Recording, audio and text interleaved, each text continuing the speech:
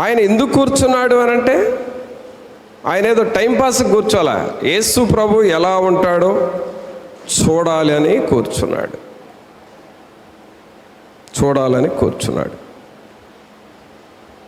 ఇక్కడ చూడండి, యేసుక్రీస్తు ప్రభు వారేమో భూమి మీద నిలబడ్డాడు, జక్కయ్య చెట్టు మీద కూర్చున్నాడు. ఇప్పుడు ఆ చెట్టు మీద ఉన్న అక్క అని ఏమంటున్నాడంటే, ఆయన వైపు చూసి ఏమంటున్నాడు, 5వ వచనం చదవండి. యేసు ఆ చోటికి వచ్చినప్పుడు కన్నులెత్తి చూచి, జక్కయ్యా త్వరగా దిగుము, జక్కయ్యా త్వరగా దిగుము. అంటే ఆయనకి ఏమంటున్నాడంటే, నువ్వు ఆ చెట్టు మీద కూర్చుంటే నేను మీ ఇంటికి రావటం కుదరదు బాబు, నువ్వు త్వరగా దిగు అని అంటున్నాడు. ఎలా దిగమన్నాడండి? త్వరగా దిగు. చెప్పండి అందరూ, త్వరగా దిగుము అని చెప్పండి. త్వరగా దిగుము. తర్వాత ఏమన్నాడు, నేడు నేను నీ ఇంట ఉండవలసి ఉన్నదని అతనితో చెప్పగా అతడు త్వరగా దిగి సంతోషముతో ఆయనను చేర్చుకొనెను. గమనించండి, యేసు ప్రభు జక్కయ్యకి ఏం చెప్పాడండి? త్వరగా దిగు అన్నాడు. జక్కయ్య ఏం చేశాడు? యేసు ప్రభు చెప్పిన పని చేశాడా లేదా? చేశాడు. త్వరగా దిగు అనగానే త్వరగా దిగి వచ్చాడు. ప్రభునంతులారా, ఈ దినం మనం నేర్చుకోవాల్సిన ఈ మాట ఏమిటంటే, దేవుడు త్వరగా దిగు, త్వరగా రా, త్వరగా నా దగ్గరకు రా అని దేవుడు ఒక వ్యక్తిని అడుగుతూ ఉన్నాడు. ఇది నాన్న దేవుడు మనకు చెబుతుంది ఏమిటంటే, నువ్వు త్వరగా దిగిరా, నువ్వు త్వరగా నా దగ్గరకు రా, నీవు త్వరగా రక్షణ పొందు, నీవు త్వరగా మారు మనస్సు అనుభవంలోనికి రావాలి, నీవు త్వరగా నా మాటకు లోబడాలి, నీవు త్వరగా బాప్తిస్మము తీసుకోవాలి, నీవు త్వరగా నా సేవ చెయ్యాలి, నా సేవకు లోబడాలి అని మనలో ప్రతి ఒక్కరిని పరిశుద్ధాత్మ దేవుడు హెచ్చరిస్తూ ఉన్నాడు. సమరయ పట్టణములో యాకోబు బావి దగ్గర ఆ ఒక్క స్త్రీ అయిన సమరయ స్త్రీతో యేసు ప్రభు ఎలా మాట్లాడాడో, అలాగే యెరికో పట్టణములో మేడి చెట్టు మీద ఉన్న ఆ ఒక్కడైన జక్కయ్యతో ఎలాగూ మాట్లాడుతూ ఉన్నాడో, అలాగే నేటి దినాల్లో యేసుక్రీస్తు ప్రభువారు పరిశుద్ధాత్మ దేవుడు మనలో ఒక్కొక్కరితో మాట్లాడుతూ ఉన్నాడు. ప్రతి ఒక్కరిని గూర్చి మాట్లాడుతూ ఉన్నాడు. నువ్వు త్వరగా దిగు,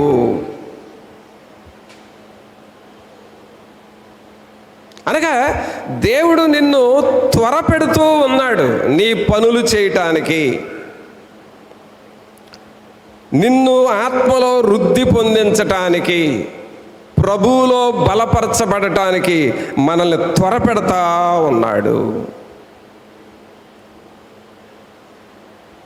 పరిశుద్ధాత్మ దేవుడు మనల్ని త్వరపెడతా ఉన్నాడు. ఎలాగూ త్వరపెడుతున్నాడో తెలుసా? దేవుని వాక్యంలో చూడండి, అపోస్తుల కార్యములు 22వ అధ్యాయము. అపోస్తుల కార్యములు 22వ అధ్యాయము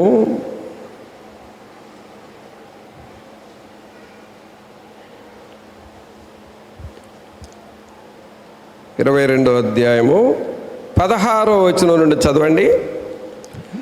గనుక నీవు తడవు చేయుట ఎందుకు లేచి ఆయన నామమును బట్టి ప్రార్థన చేసి బాప్తిస్మము పొంది నీ పాపములను కడిగి వేసుకొనుమని చెప్పాను. అంతటా నేను యెరూషలేమునకు తిరిగి వచ్చి దేవాలయములో ప్రార్థన చేయుచుండగా పరవశుడనై ప్రభువును చూచితిని. అప్పుడు ఆయన నీవు త్వరపడి యెరూషలేము విడిచి శీఘ్రముగా వెళ్ళుము.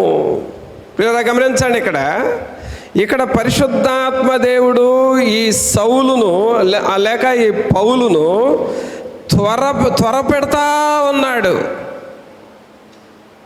త్వరగా నువ్వు ఈ పనులు చేయాలి, త్వరగా నువ్వు సిద్ధపడాలి.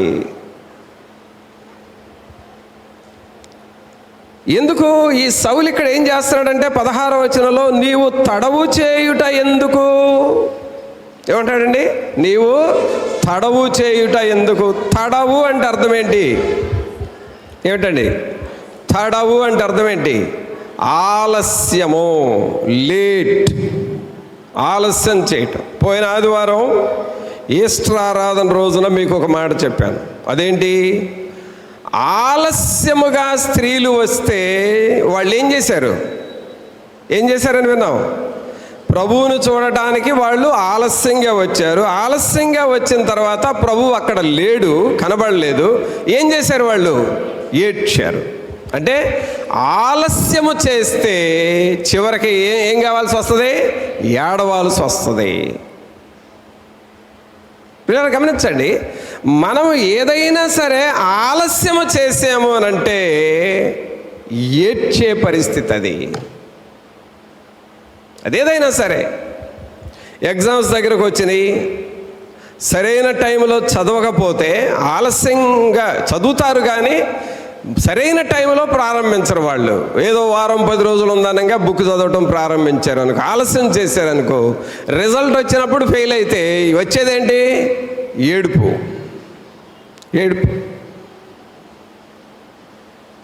అంటే ఏదైనా ఆలస్యము చేసావు అనంటే అది ఏడుపుగా, నష్టంగా మారుతుంది. అలాగే బుద్ధి లేని కనికల విషయంలో కూడా చూడండి. పెండ్లి కుమారుడు అర్ధరాత్రి వేళ వస్తాడని ఎదురు చూడగా ఈ బుద్ధులేని కన్నికలకి మరి దివిటీలు వెలగట్లేదని అప్పుడు గుర్తొచ్చింది. అప్పుడు వెళ్ళి ఆ షాపులకు వెళ్ళి ఆ నూనె తెచ్చుకొని ఆ దీపాలు వెలిగించుకుందామనే లోపుగా పెండ్లి కుమారుడు వచ్చాడు. ఆ గేటు తీశాడు, వాళ్ళని బుద్ధిగల కనికలు లోపలికి రమ్మన్నాడు. ఆ తర్వాత వీళ్ళు వచ్చారు, అయ్యా తలుపుది అని తలుపు తట్టారు. కానీ పెండ్లి కుమారుడు ఏమన్నాడు? మీరు ఎవరో నాకు తెలియదు, వెళ్ళిపోండి అన్నాడు. కారణము ఆలస్యం చేశారు. పిల్లరా, ఆలస్యం అనేది, తడవు చేయటం అనేది ఒక వ్యక్తికి నష్టం తెస్తుంది. ఆలస్యము చేయటం అనేది ఒక వ్యక్తిని పరలోకాన్ని పోగొట్టుకునేటట్లుగా చేస్తుంది. బుద్ధిగల కన్యకలకి పరలోకం పోయింది ఆలస్యం చేసినందువలన. ఈ స్త్రీలకు సమాధి దగ్గరకు వెళ్ళి చూద్దామని వెళ్ళారు, కానీ ఆలస్యమైనందువలన చూడలేకపోయారు, ఏడ్చారు, అయ్యో ప్రభువును చూడలేకపోయామే అని.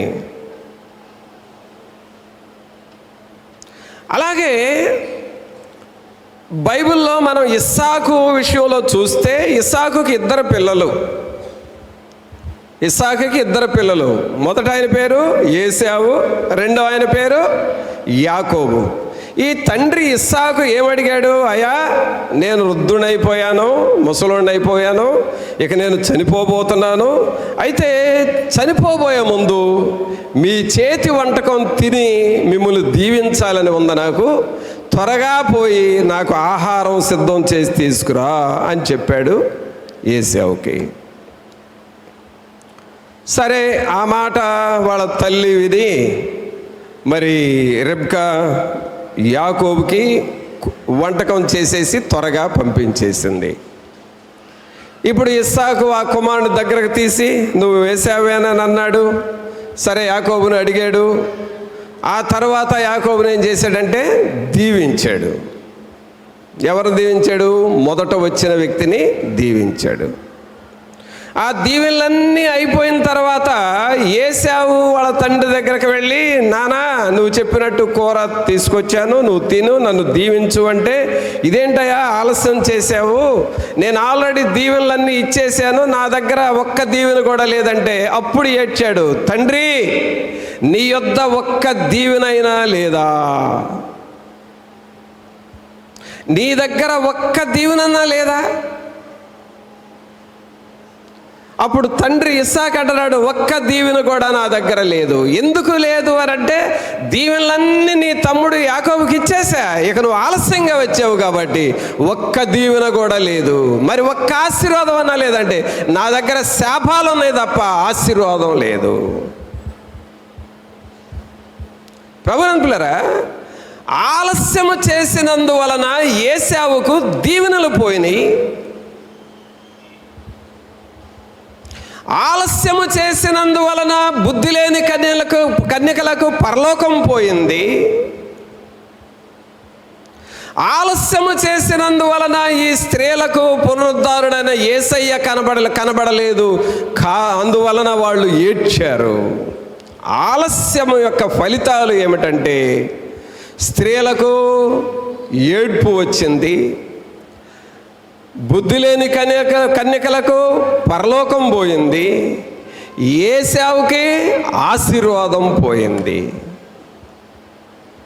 దీన్ని బట్టి ఇప్పుడు ఆలస్యము చేస్తే మంచిదా మంచిది కాదా? చెప్పండి. మంచిది కాదు. చెప్పండి, అందరూ చెప్పండి, మీ ప్రక్కంటి వాళ్ళు చెప్పండి, ఆలస్యము చేయకూడదు. చెప్పాలి, ప్రక్కంటి వాళ్ళకి సెకండ్ ఇచ్చి చెప్పండి, ఆలస్యము చేయకూడదు. ఆలస్యము చేస్తే ఆశీర్వాదం పోతుంది. చెప్పండి, అందరు చెప్పండి, ఆలస్యము చేస్తే ఆశీర్వాదం పోతుంది, ఆలస్యము చేస్తే పరలోకం పోతుంది, ఆలస్యము చేస్తే ఏడ్చుకోవాల్సి వస్తుంది. చివరికి నీకు మిగిలేది ఏడిపే. అందుకని ఇక్కడ సౌలు అంటున్నాడు, నీవు తడవు చేయుట ఎందుకయ్యా? ఎందుకు ఆలస్యం చేస్తావు? సహోదరుడా, సహోదరి, మన జీవితంలో ఎన్నో పనుల్లో ఆలస్యమైపోతున్నాం. మనం ఏం పనుల్లో ఆలస్యమైపోతున్నామో తెలుసా? ఏం పనుల్లో ఆలస్యమైపోతున్నాం? చేలల్లో పంటలు వేసుకునే విషయంలో ఆలస్యం చేయట్లేదు. టయానికి విత్తనాలు నాటుతున్నాం, టయానికి పంటలు పండించుకుంటున్నాం, ఆ పనులు టయానికి చేస్తున్నాం. ప్రతిరోజు నువ్వు ఇంటిలో భోజనం వండుకోవటం, టిఫిన్ బాక్సులు రెడీ చేయటం, అవి ఆలస్యం చేయట్లేదు. టయానికి వండుతున్నావు, టయానికి టిఫిన్ బాక్సులు పెడుతున్నావు, పిల్లలకు స్కూల్కి పంపిస్తున్నావు, అది కూడా ఆలస్యం చేయట్లేదు. ఆలస్యం అవుతుందంతా ఏమిటయ్యానంటే, దేవుని పనులు నీలో ఆలస్యం అయిపోతా ఉన్నాయి. రక్షణ పొందటం ఆలస్యం అవుతా ఉంది. బాప్తిస్మం తీసుకోవటం ఆలస్యం అవుతుంది.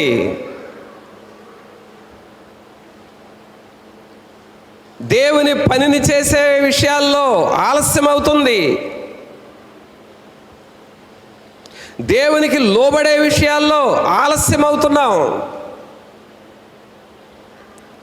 దేవుడు ఒక పనిని చేయమని చెబితే ఆ పనిని చేయటానికి ఆలస్యం చేస్తున్నావు.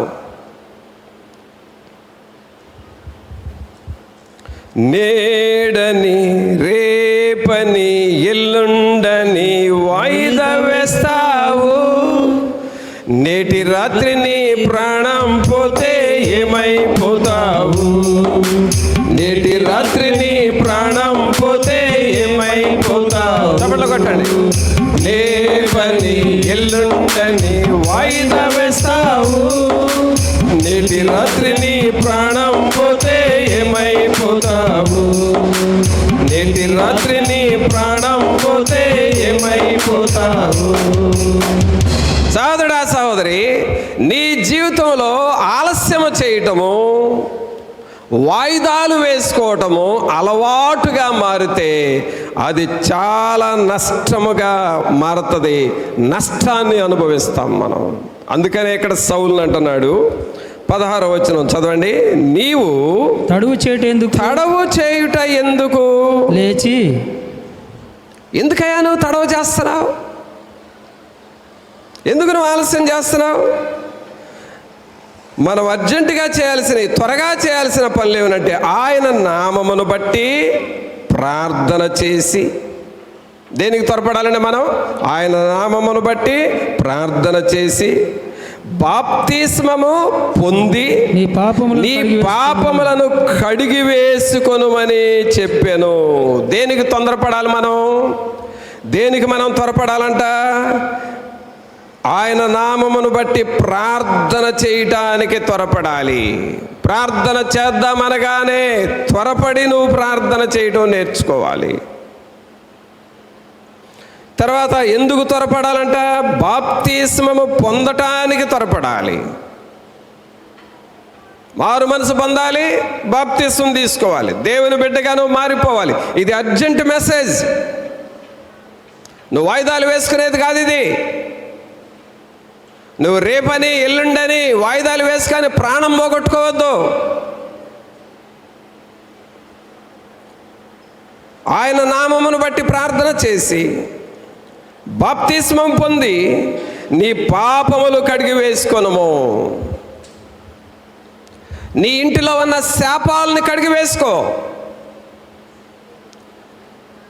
మన కుటుంబాల మీద ఉన్న దోషాలని కడిగి వేసుకోవాలి.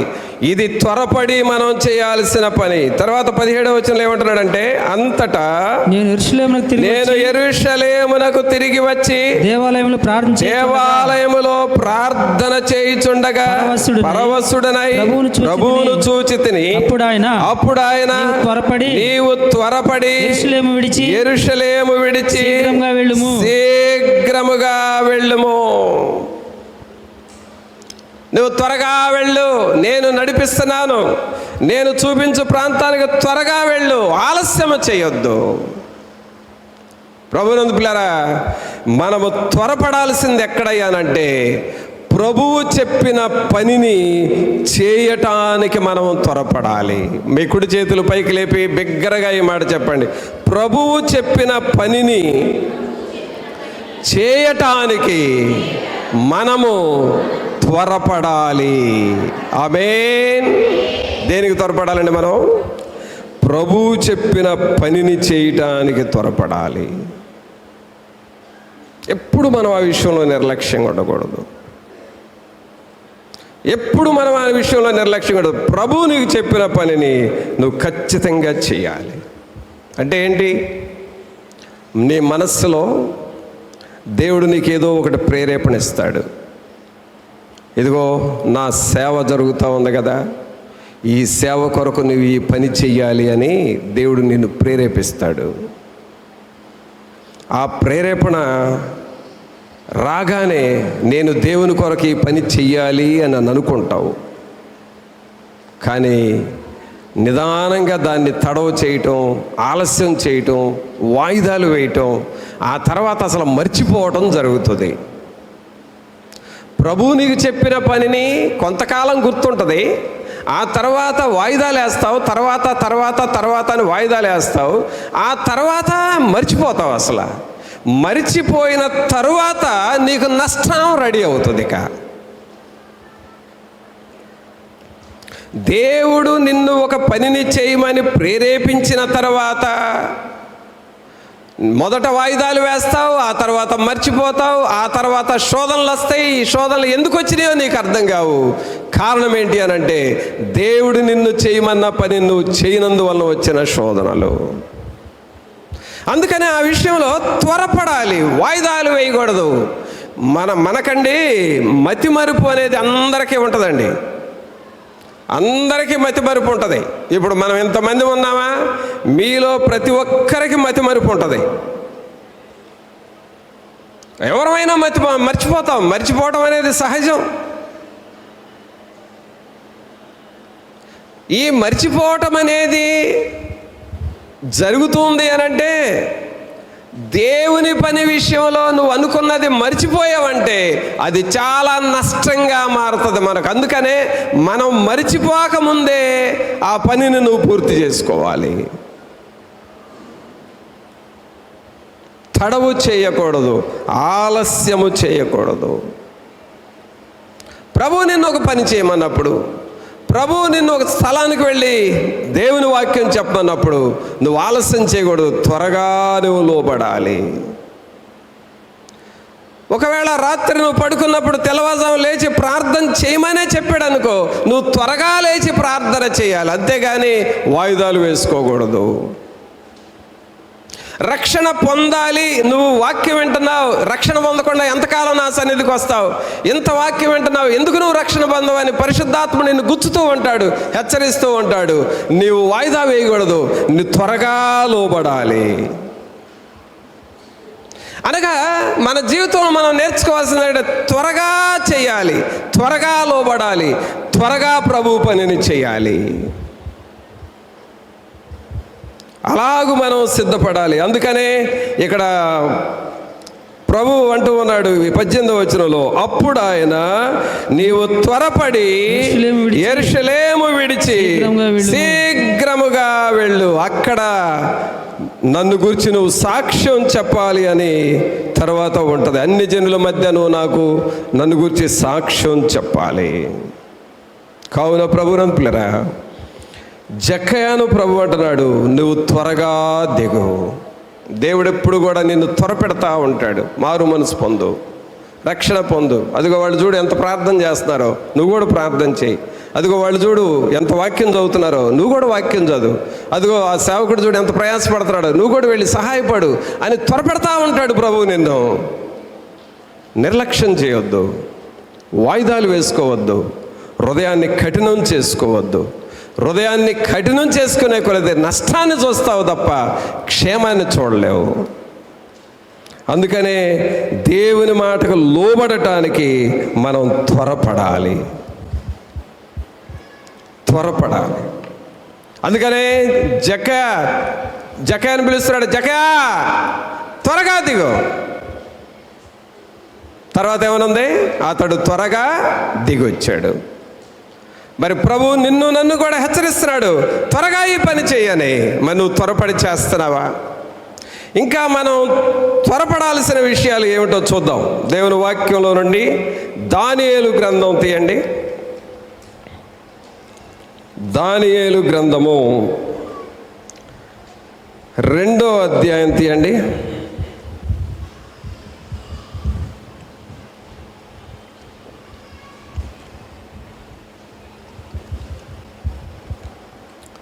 దానియేలు గ్రంథము 2వ అధ్యాయము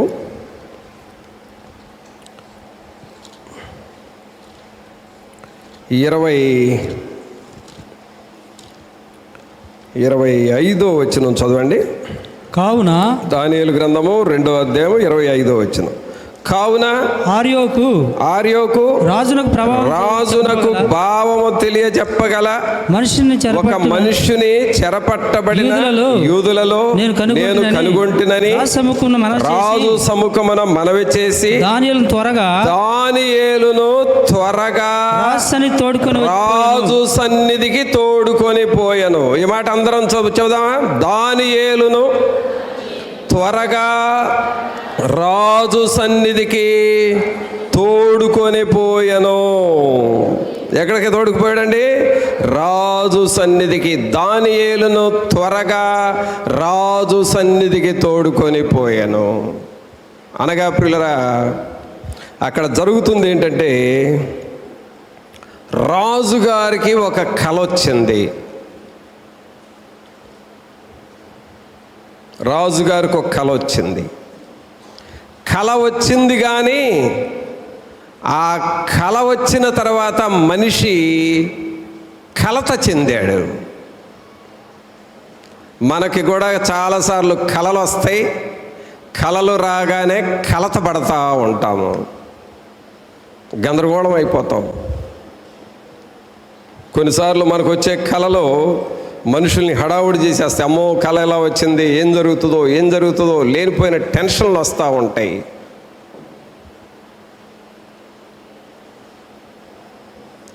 ఉద్రేకాలు వస్తాయి. కొన్నిసార్లు శరీరం ఉప్పొంగిపోద్ది, బీపీలు పెరుగుతాయి.